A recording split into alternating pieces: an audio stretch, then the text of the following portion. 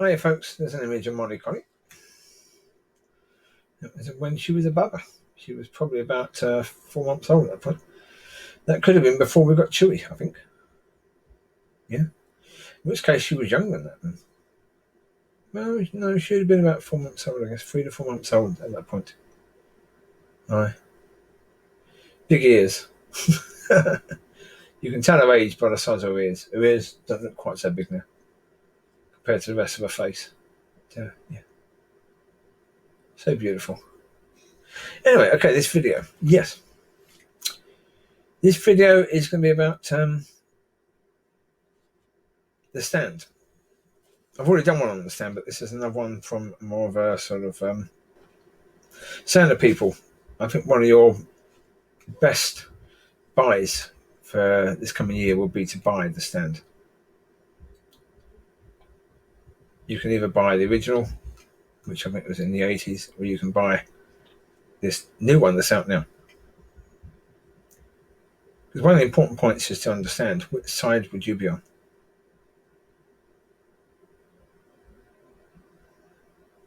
It's a very, very powerful TV series.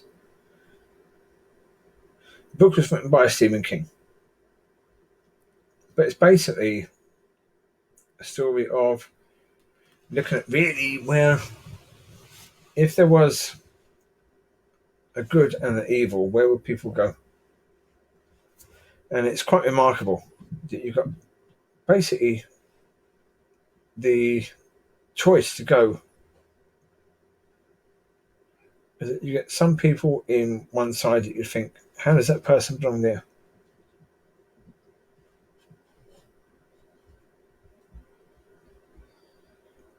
So some people are really right in the centre.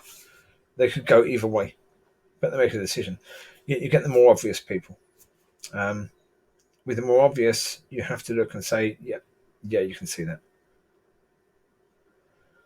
Hi, you can see that. That's the point with things like that. With things like that, that's talking about something which, yeah. I don't think we're going to have something like that. Not in reality. You can have the point in the last days, yeah, but that's not the same as that.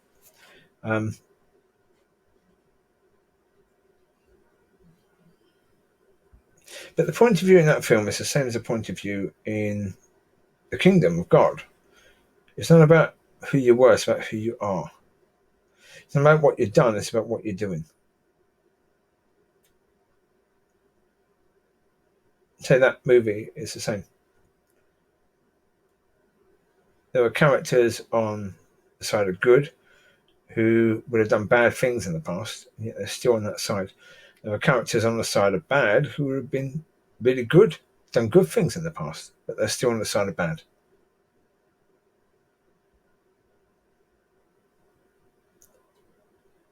Because it's not about who you were, it's about who you are. It's about who you want to be. It's about who you're aiming for. What, you know. Just done a video now about more accusations. More false accusations from neighbours screaming at me. Yeah. Or from neighbours, shall I say. Not neighbours, from neighbour screaming at me. Yeah. And in that one, I ended that one by basically saying, or near to the end, I said, look, these people think they're better than me, but if you are, then be better. How is lying? Putting videos on your Facebook page, lying. Just trying to turn people, trying to spread hate against somebody. How is that being better? If you're talking about from the position of better means to hate, then yeah, well done, you got there. But that's why I mentioned the stand. On the side of the bad people, that's the side of the people that hate. The haters are on that side. The people that love to spread discourse and to spread lies and hatred against people, to try and turn people against people, they're on that side. That's where they are. That's where they choose to go. Not forced to go on that side, nope, but they choose to go on that side. Because that side is attracted to them. Is attractive to them. Yeah, so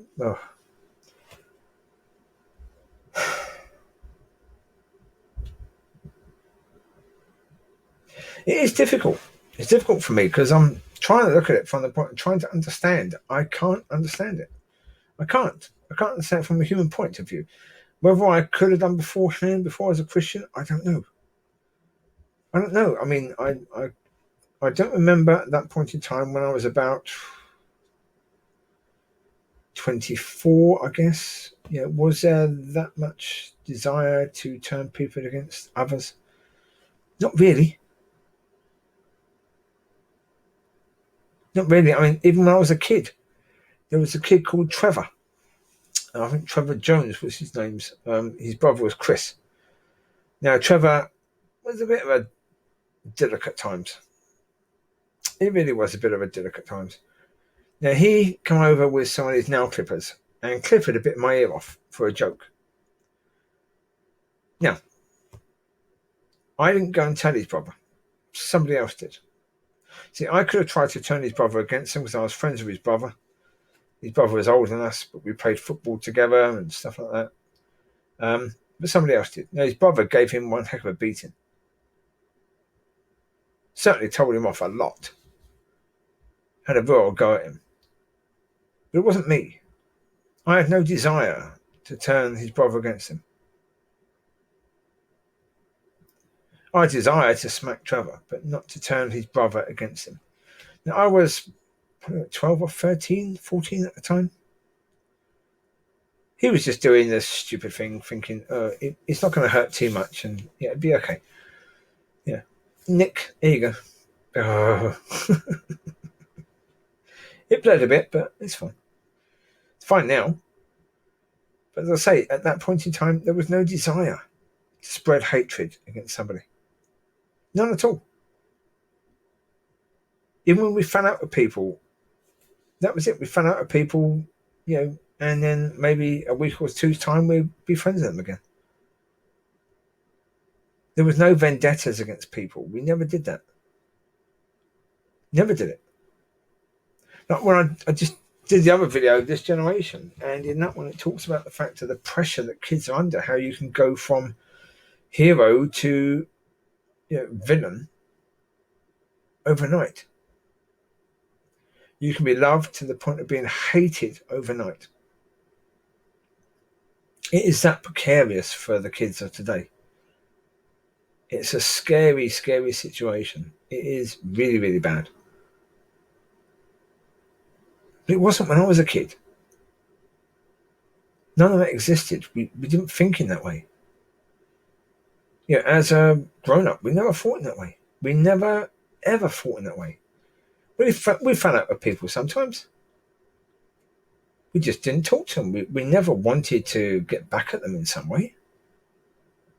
Never wanted to be a little bitch to them or anything like that. Never wanted to do anything like that. So, I don't understand how that mindset works. I haven't got a clue. I'm not saying that they're worse than me in every way and I'm better than them in every way, because that just isn't the case. As I said in the previous one, we all do things. It's not about judging people. It's just about saying, I can't understand it. And I'd also say, just because people are on a path now, it doesn't mean that's the path they're going to end up on. People have a choice. They can easily change direction. Very easily they can change direction, but it's up to them, isn't it?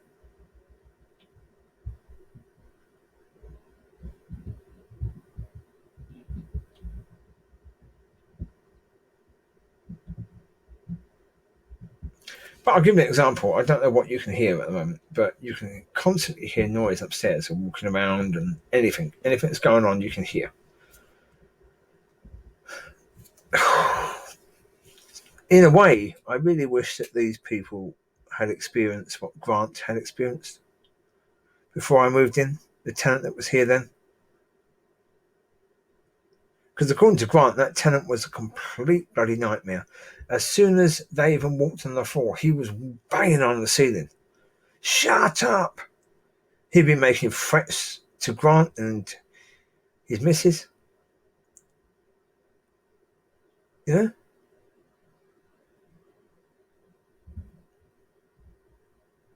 Maybe if they'd have experienced him, they'd realise that actually it ain't too bad at the moment. Because, yeah, I hear all the noise. I hear the barking, I hear the crying of the dogs, and there's a lot of it. But, as I said in the previous one, I understand that. And you're going to get noise. I do understand that. Well, with the previous tenants, there was fighting. You know, certainly around about 12 at night.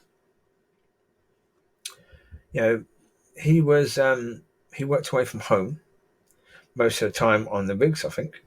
And when he came home, they really didn't get along together at all. They'd go out for a drink, and then she'd be shouting and screaming at him, and he'd just go outside for a cigarette and try and get away from it. But you could hear it all. You'd lay down to sleep, and you just hear it all.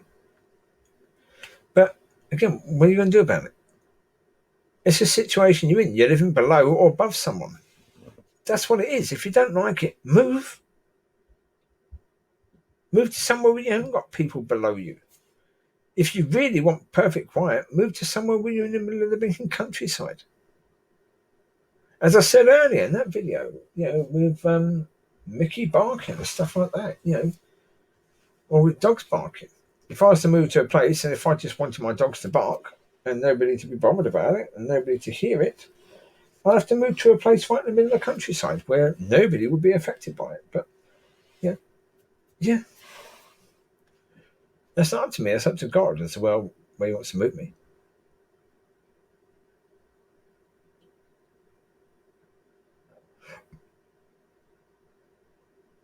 But Stan. Yeah, Stan, sorry. Yeah. It's a great film.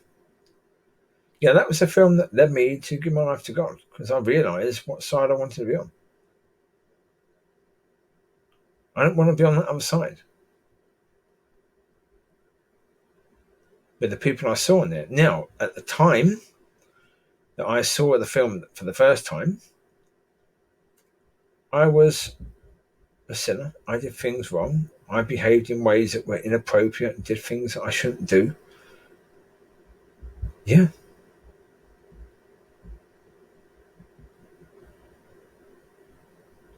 So I could easier pick the other side. I could easier think I want to be on the fun side, and I don't believe that, you know, that what happens in the end of that film would actually happen. Well, I mean, to be honest, did I believe that what happened in the film would actually happen that way? Yeah. Now, yes. When I first saw it, not necessarily, but now, yes. Yes. Yeah. Because, I mean, part of the reason why that film is so incredibly brilliant is because it shows a level of understanding of the devil, basically, of how the devil works and how the devil thinks and the arrogance of the devil. I mean, that's always been something that's been understood, that the devil will be arrogant. And in that film, they've made him really arrogant. They've made him think that he is going to win. It doesn't matter what happens, he's going to win. And of course, it all completely unfolds on him at the end. Yeah. So it's a brilliant film in that sense. Brilliant, absolutely fantastic. Why am I now saying I? I'm English, I'm not Scottish. I don't sound Scottish, but I is really a Scottish thing for yes. I think, is it? So, yes. Instead of saying yes, I say I quite a lot. Yeah. It's how an area can affect you. I spent 40 odd years in England and 7 years in Scotland. Well, just over nearly 10 years now in Scotland. Right? It has an effect, I suppose.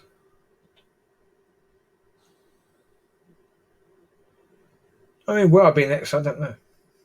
We'll let God decide that. Indeed, yes. But yeah, as I said earlier in this one, the important thing to remember is wherever you are now, it doesn't mean that that's where you're going to end up.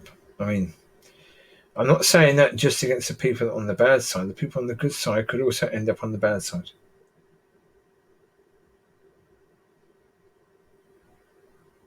That's the truth of the matter. Yeah. It works both ways. People go from one side to another. Both directions. So, yeah.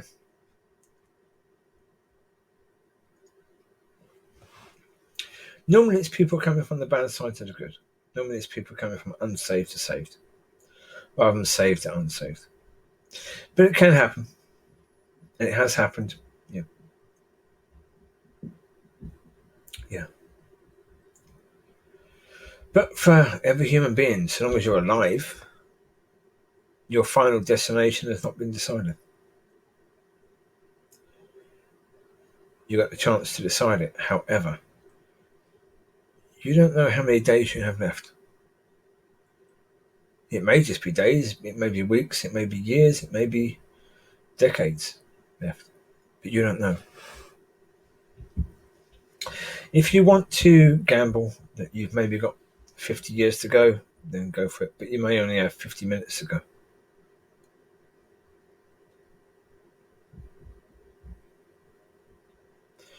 So that's why it's advisory for okay. You don't ever take it from someone else. You don't. If someone says the Bible is true, that Christianity is real, blah blah blah blah blah blah blah blah blah blah blah, you don't take that necessarily.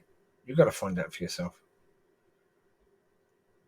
But what I would say is it's going to be important for an awful lot of people, that if they can, start looking into it now. Because you may only have days to go. You haven't got time to waste.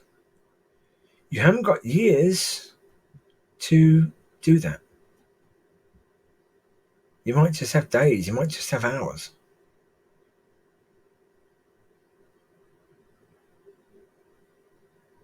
If you look into it and you find out, or if you believe that it isn't true, you haven't lost anything, have you? If you find out that it is true, but then and you give your life to it, but then you've gained everything.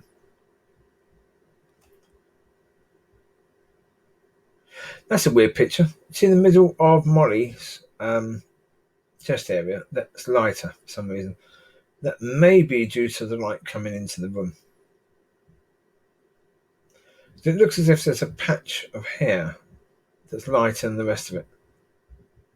I don't think that probably is the case. I think that's due to the light coming in the room. Again, I said earlier, when you look at photos, you notice things that you never noticed before. There you go. Didn't notice that before. And that's the thing with life. You go through life and you notice things more. You can notice things about you more. The thing of it is with people is that, as I've said, it's very hard to change. It's very hard to look at yourself and see that you're not perfect.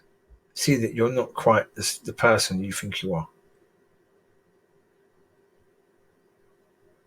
That's difficult. Yeah. That's not easy in any way, shape or form to do that. I've been there, I've done it. It's not easy. Not in any way, shape or form. It is difficult to do it. It takes a long time. It can take a long time. Or it can take conviction by God. That God can convict you of your sin and then it happens quickly. If God doesn't convict you, it can take time. But it can be really tough. You have a battle. Because at the moment, if you belong to the devil and you try and give your life to God, guarantee the devil's going to try and get you back. He's had you. You were his, and now you're trying to switch sides. He's going to try and get you back. So I've done videos talking about ministry and talking about healing ministry and stuff like that. And you can have fake ministry where the devil sort of fakely heals someone because, yeah, if someone is sick or someone has an ailment, generally speaking, it's understood that that's the devil's work. Okay? If it is the devil's work, the devil did it to the person. Can he remove it? Yes. Of course he can. But if he removes it, he's only going to put it back on. And you see this so often happening. You see people who have prayed for someone, the thing seems to have gone away and then it comes back again. And that causes problems with people's faith. But that's because they weren't doing things God's way in the first place. They allowed the devil in. And the devil was trying to turn you away from God. He does it with new Christians and with old ones.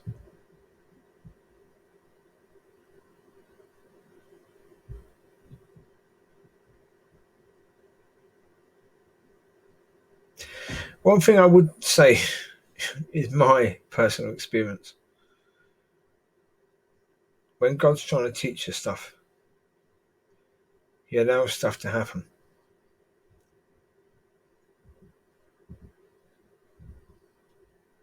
And when stuff does happen, and when you handle it badly, from my point of view, I make a lot of videos straight afterwards. I do. Oh, I do. I'll make, certainly if I react to something and I react quite badly to a situation, I know very, very quickly that I've reacted badly to it, that I should have done better.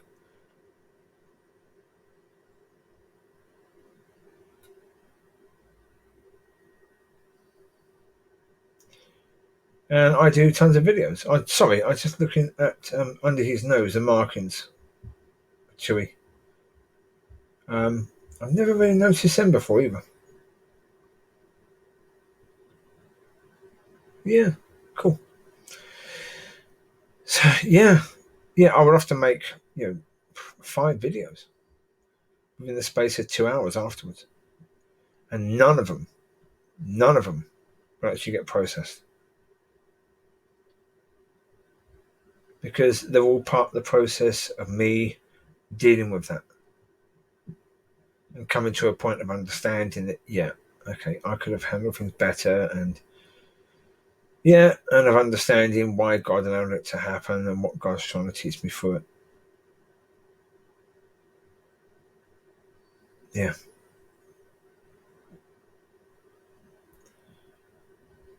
Oh, indeed, yes.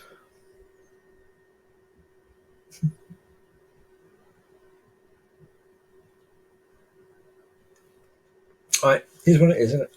Indeed, yes. It is what it is. But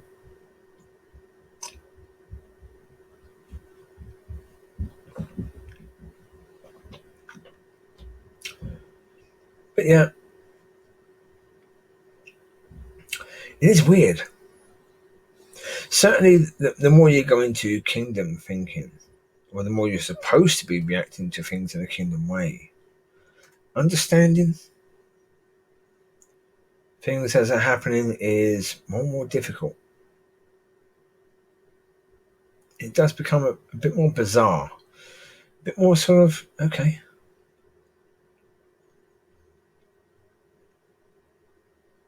There's Lucy, look.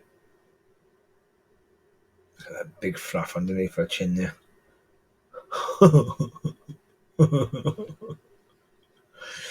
You would have thought with that much that she would be long haired, but she's not. She's short haired.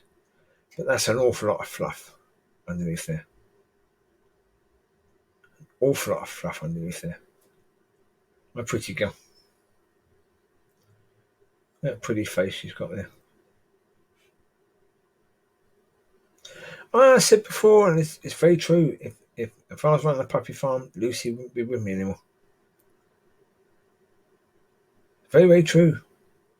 If those accusations were true that I was running a puppy farm, she wouldn't be with me. Micky wouldn't be with me. I would never have spent £84 on his treatment. because Lucy can't produce puppies. Micky can't do anything to produce puppies. He's had his bits taken.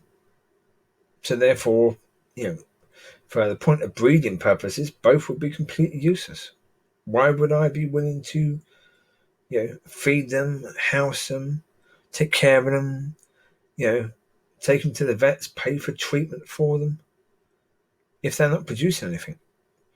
Yeah. If it's a puppy farm, and that's what I was doing here, was running a puppy farm, then everything would be about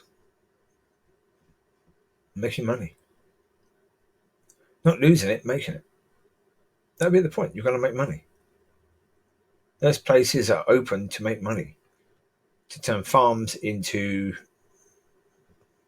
puppy farms. To just have, like where Amber's from, 40 females, 4 males. 5 males, 40 females. For the purpose of breeding. That's a puppy farm. Those numbers are exactly what you would have in a puppy farm. Basically, every male has about 10 females that they can mate with. That's the point. You maximize. The more males, if you've got equal amount of males, that's just mouths to feed. What's the point in that?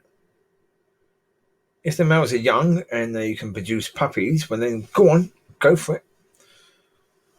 That's what the puppy farms want. They want males that can produce puppies, so you don't need a lot of males. You need a lot of females, and that's what you get in puppy farms. So I now have 3 boys, 3 girls. The idea in the future was to have one of Mollie's female, one of Amber's female, and then get a male that's unrelated, so we can have more puppies in the future, only because of the fact that I know without a shadow of a bloody doubt that when Mollie, Chewie, Lucy, Amber, Riley, and now Micky pass, it's going to be horrendous. Because they're my family.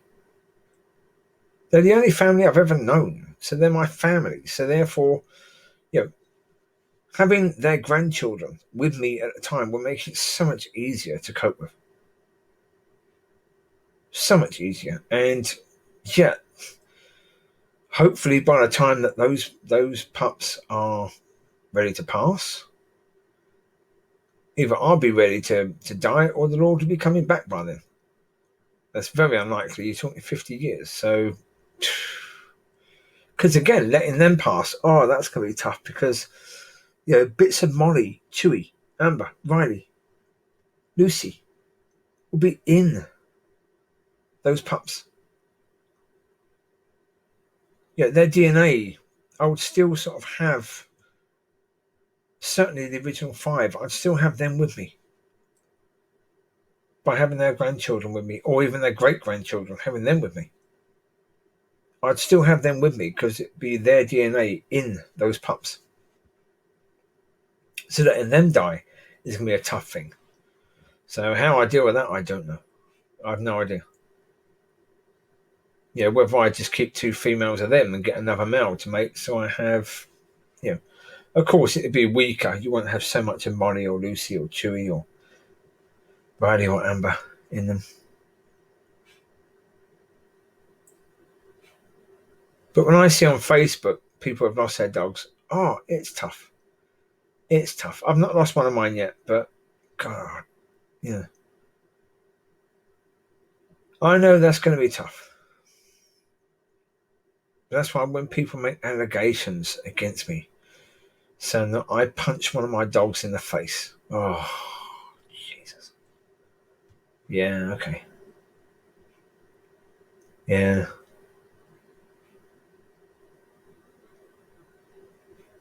I didn't handle it well. So I think that is quite understandable. That I didn't handle it well. Anyone who really knows me knows that these dogs are my life. They're my family. I will do anything I can for them. So accusing me of running a puppy farm or punching the dogs in the face or anything like that is just disgusting.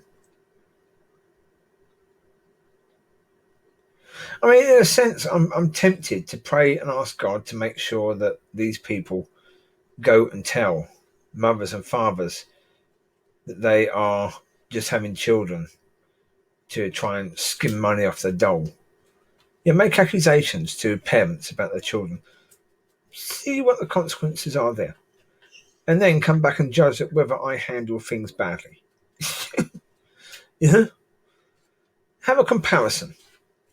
Yeah?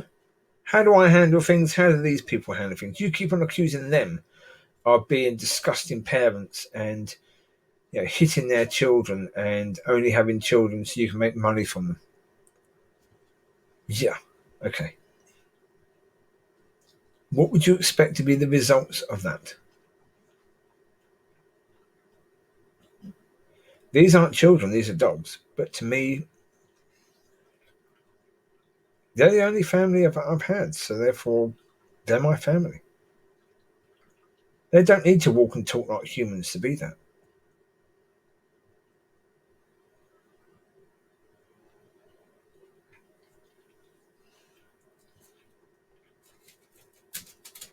No. There's Chewie. How you doing, Chew? You okay, my boy? My Choo-Choo. My kisser. My handsome boy, ain't you, Chewie? Hey? You've had good walkies today? And nice food in belly? You've had nice food in belly, have you, Chew? Yeah. Yes, you have. You had breakfast, didn't you? I feed him. When we have breakfast, I have to take, well, I don't have to, but the way I do it with him, get a little handful in my fingers, little bit of cereal. Frosties at the moment, so a little bit of that over his mouth, drop it into his mouth, he chomp, chomp, chomp, chomp, chomp, chomp, chomp. Next bit, do this about 4 or 5 times, that's his breakfast. And yeah, and then any breakfast left over from Feed and Rest, he gets it. So I just put it on the floor for him at that time. Because when it comes into the last dregs of the cereal, then it's a lot smaller bits, so you can't pick it up so easy. So I just put it on the floor for him. But yeah. And you, what did you have last night? Chewie, jump down. I've got tea in my hand. You can't jump up when I've got tea, baby. I can give you loves, but you can't jump up when I've got tea, okay? No jumping up too much. Step down there. There you go. I can still see you down there. He's a good boy. Not when I've got tea in my hands. I don't want to spill that over me or you, okay? That's a good idea.